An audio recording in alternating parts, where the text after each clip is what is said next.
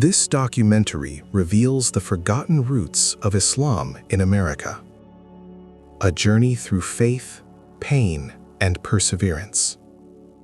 The untold story of Islam's arrival in America.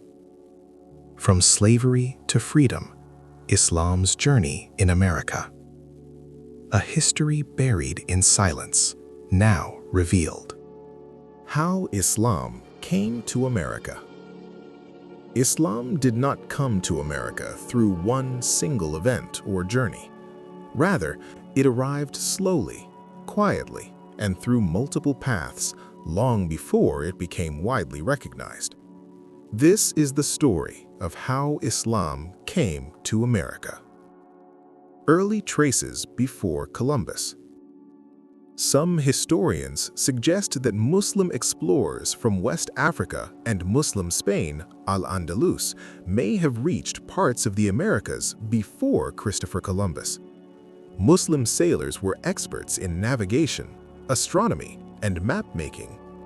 There are old maps and records that show advanced Muslim knowledge of the Atlantic Ocean. While this remains a subject of academic debate, it highlights one important fact. Muslims were among the world's greatest travelers and explorers, and early contact cannot be ruled out. Islam through enslaved African Muslims. The strongest and most documented arrival of Islam in America came through the transatlantic slave trade between the 16th and 19th centuries. Millions of Africans were forcibly taken to the Americas. While not all of them were Muslim, many were highly educated Islamic scholars. They came from regions such as Senegal, Mali, Guinea, Nigeria, Gambia. These Muslims knew the Quran, Arabic writing, Islamic law, prayer, and fasting. Despite unimaginable suffering, many held firmly to their faith. They prayed in secret. They fasted in Ramadan silently. Some even wrote Quranic verses from memory. Famous examples include Omar ibn Said, who wrote an Arabic autobiography, Abdul Rahman Ibrahima, a learned Muslim prince enslaved in America. Though slavery tried to erase Islam, it never fully succeeded. Loss and survival of faith. Over generations, many enslaved Muslims were forced to abandon Islamic practices due to pressure, violence, and separation from their communities. Yet, Islamic values survived in subtle ways. Modesty, names, spiritual songs, belief in one God. Islam went underground, but it did not die. Immigration from the Muslim world, late 1800s, early 1900s. In the late 19th and early 20th centuries, a new chapter began. Muslims migrated voluntarily to America from Ottoman lands, Turkey, Syria, Lebanon, South Asia, India, later Pakistan and Bangladesh, and Eastern Europe and the Balkans. They came seeking work, trade, education, a better life. During this time, the first mosques were established. Muslim communities began organizing openly. Islam slowly became visible again. African American rediscovery of Islam. In the 20th century, Islam experienced a powerful revival among African Americans. Many felt disconnected from their roots due to slavery and racism.